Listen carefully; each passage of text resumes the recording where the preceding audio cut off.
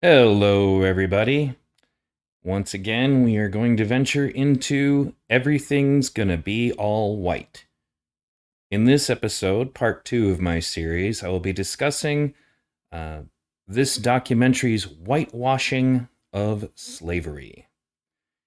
The spirit of what was going on in the clips, and some of which I can play because one of them was in the trailer, is to suggest in some way that slavery itself was a white institution or was created by white people, and that therefore white people collectively should feel some sort of remorse or responsibility or should be held responsible for slavery itself. And in this episode, I'm going to get into not only the ridiculous narrative that they're crafting, but also destroying it. Should white people today feel any responsibility for slavery? Hell yeah. So that's a clip taken from the trailer. I'm going to get into more as far as to what the content of this documentary, if you could call it that, basically weaves as a narrative about slavery. But I also want to make it clear that this issue of whitewashing slavery is not unique just to this presentation on Showtime. The whitewashing of slavery is basically ongoing theme when it comes particularly to dealing with, say, the 1619 Project or critical race theory. Remember, they want to tell a more complete version of history, and of course, it all has to center on the Atlantic slave trade. But if we're really going to do that, maybe we should actually take a closer look on how most of the Africans got into the basically the Atlantic slave trade to begin with. And first, I want to play a little clip of another documentary that actually gave an honest assessment of how it happens.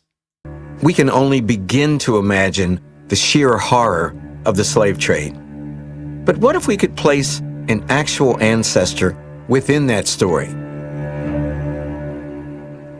We were able to do just that for one of Tom Joyner's ancestors, his third great-grandfather, Tony Dumas.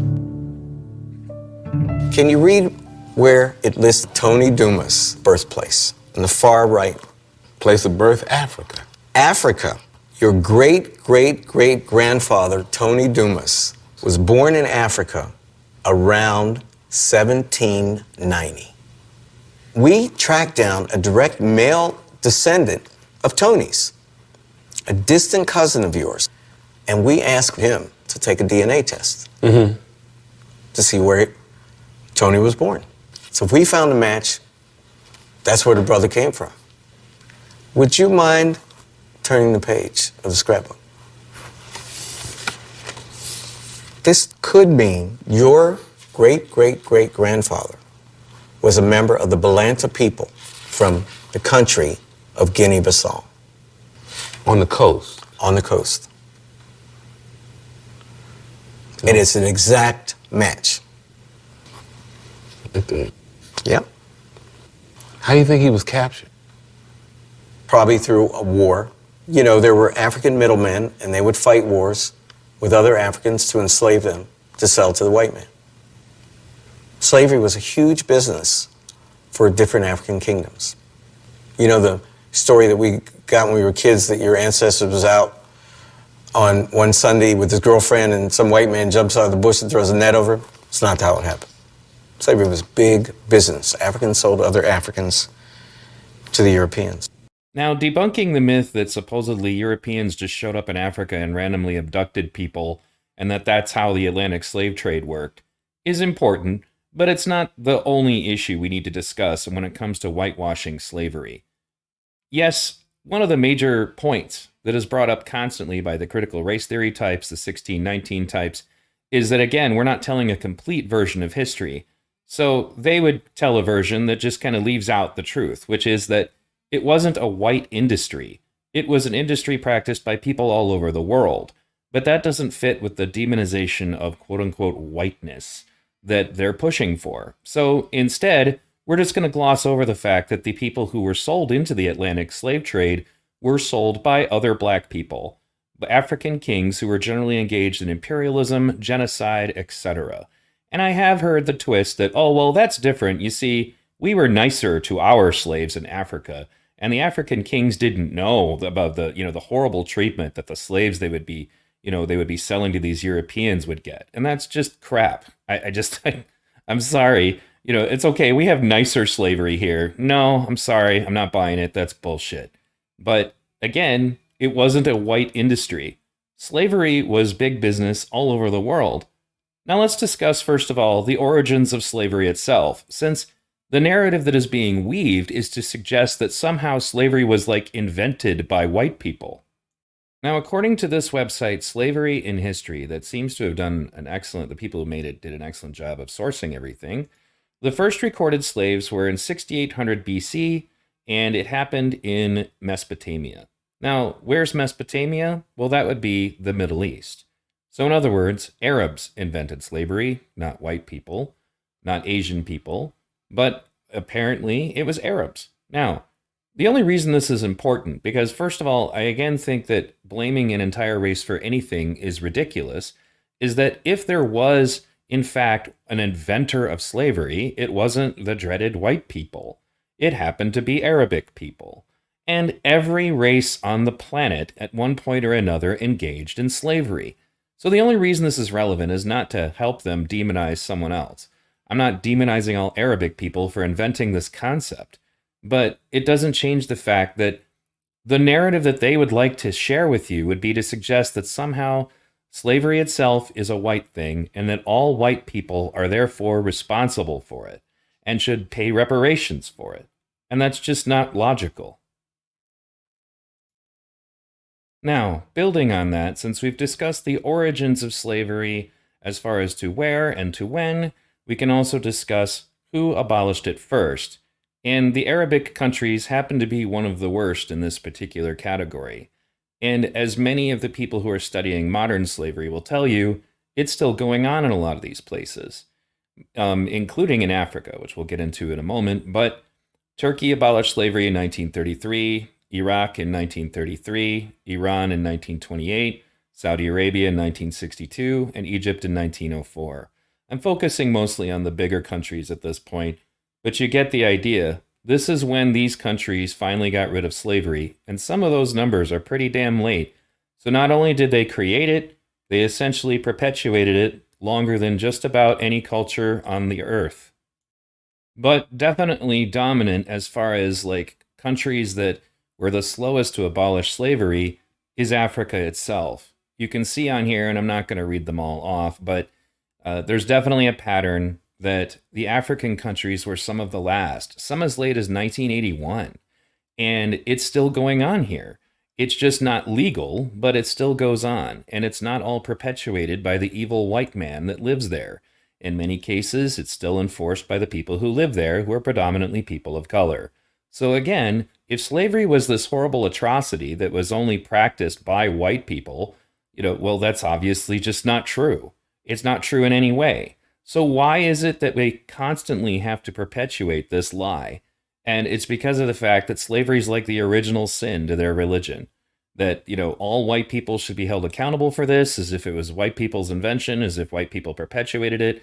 And as if you remember from my video where I played that video from The Root with the Rutgers professor who basically just lied and said that critical race theory is about having an honest, unfiltered version of history, she would tell you, and she did in that video, that supposedly people of color were traveling the oceans and peacefully trading with each other before white people showed up, and that black people never engaged in this sort of thing.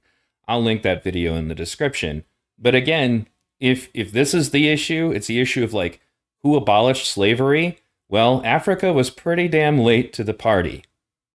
But again, I promise I will get to the white people, but first let's look at the Asian people, since they're also represented in that film as being the oppressed class that is just constantly being put down by the white people. China didn't abolish slavery until 1910, Japan until 1945, and the caveat here is that they had abolished general slavery before that, but they had kept it legal to have comfort women, which were basically functionally property sex slaves, and that wasn't abolished until 1945. The Mongols in Mongolia didn't until 1957, and in Korea, slavery wasn't abolished until 1930. So again, this is supposedly a white industry perpetuated by whites, created by whites, and that's just bullshit.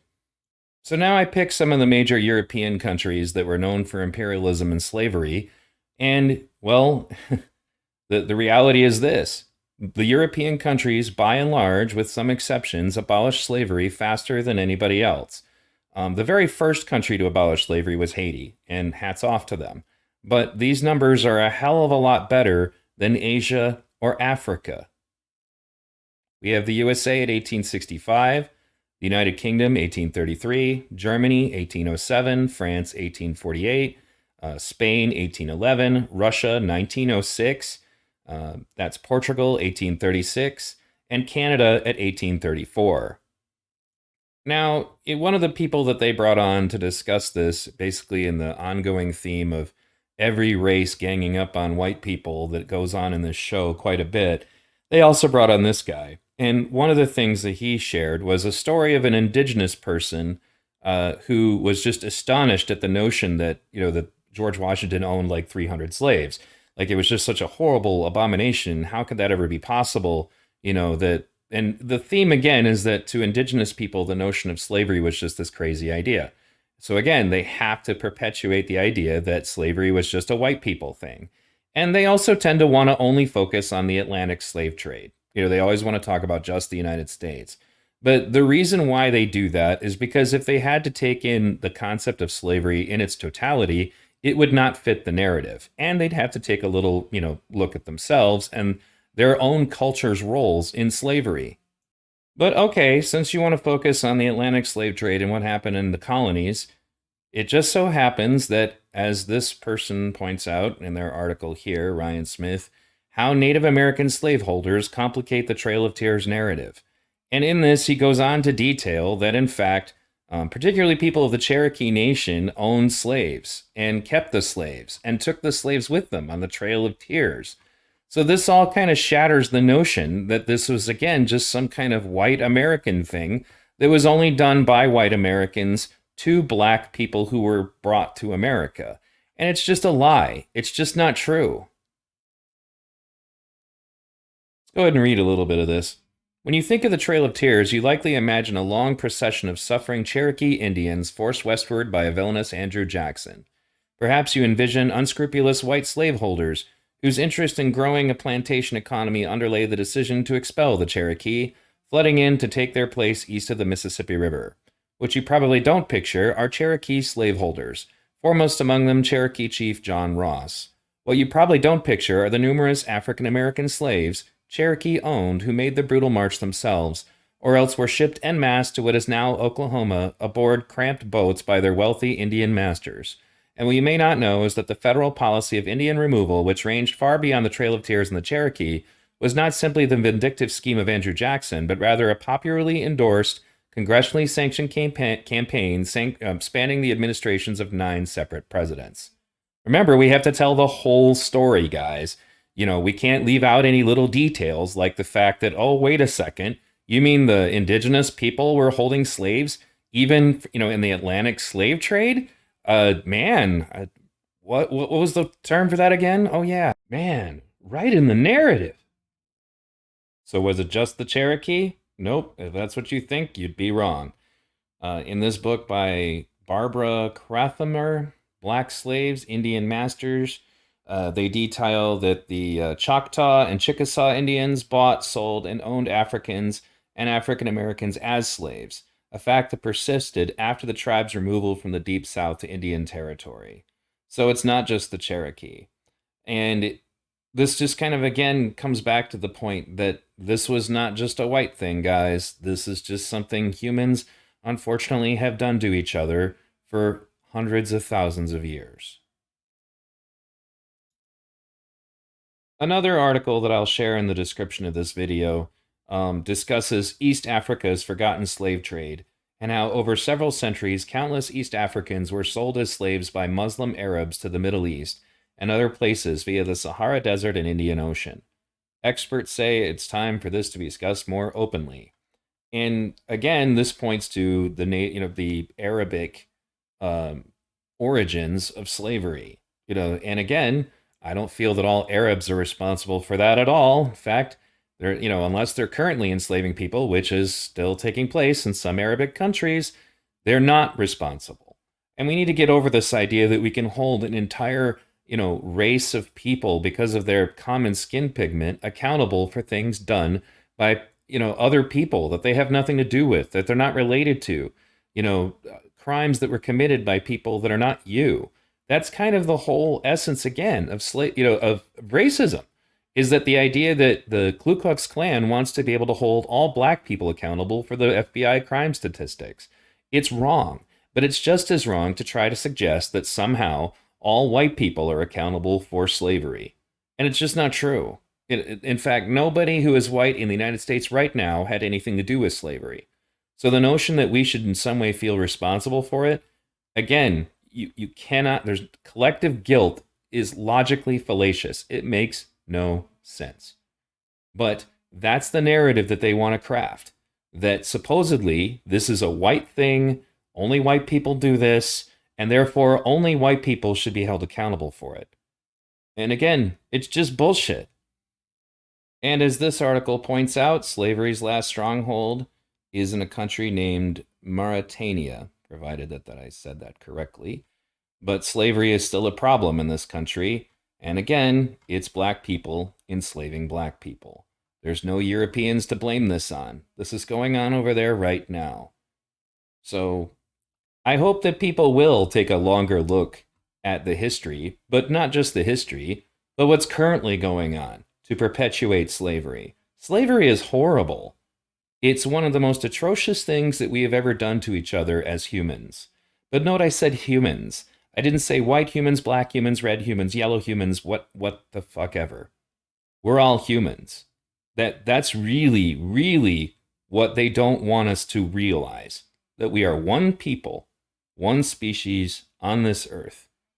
They want us divided so that they can conquer us. I'm not playing the game.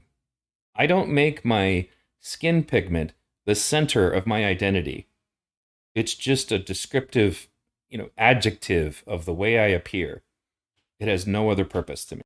Thanks again for tuning in, guys. Please like, subscribe, ring the bell. You can visit my website, v-radio.us, where you can find all the rest of my mediums that I upload stuff, Odyssey, Rumble, etc. I'm sorry that I hadn't done as much content this last couple of weeks, but my son is going to the state championships this weekend, and it takes a lot of my time. In addition to the fact that I am still in and out of hospitals trying to get, whatever's going on in my guts figured out, and hopefully to be able to walk like a normal human being again. If you can financially support this show, you can find all the ways to do that at v-radio.us. I take PayPal and Patreon. I have a Subscribe Star, but I'm not pushing it too hard because you have to make a certain amount of money to be able to get the money out of it. Thanks again for tuning in.